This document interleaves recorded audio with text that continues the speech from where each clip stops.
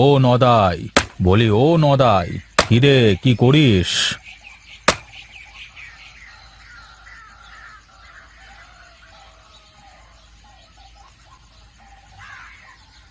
আগে কর্তা, এবছর ভাবছি নতুন কিছু করব।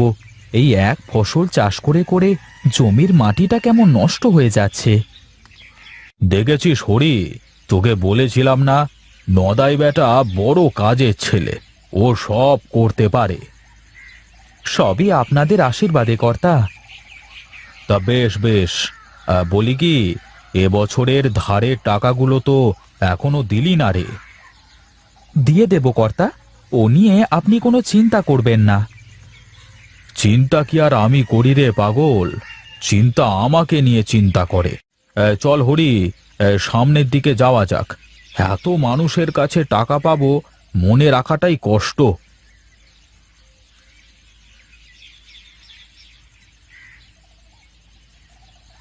আহ, বেটা কটা টাকা পাবে মাত্র, তাতে যেন মাথাটা কিনে নিয়েছে। হতচ্ছাড়া, গরিবের উপর জুলুম করে বাহাদুরি দেখায়, আবার কথা বলছে। তা যা করে করুক, তাতে আমার কি। যাই যাই, আমি আমার কাজটা করি গিয়ে।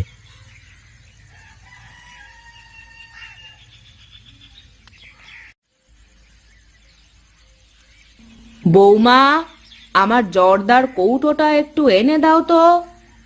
আমি কাজ করতেছি দেখতে পান না, নাকি চোখে চশমা পড়ে আছেন? তুমি পারবা না বললেই তো হয়, এত বাড়তি কথা বলো কেন শুনি? না বলে আর কি করব?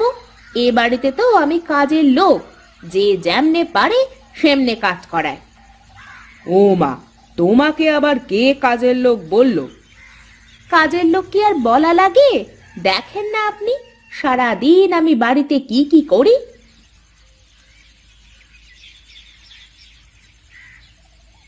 তো বাড়ির সব কাজ কে করবে? আমাকে করে দিতে বলতেছো নাকি? তা আবার কখন বললাম আমি?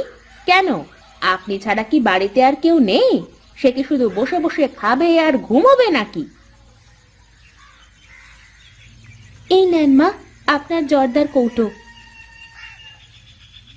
ওই যে চলে এসেছে আপনার জর্দার কৌটো। আমাকে নিয়ে কি কিছু বলছিলে বৌদি?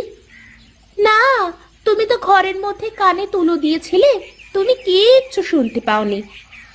অনেক সময় কিছু কথা শুনেও না শোনার মতো ভান করতে হয়। বেশ তো, তাহলে না শোনার ভান করে আবার ঘরে গিয়ে ঘুমাও। আমি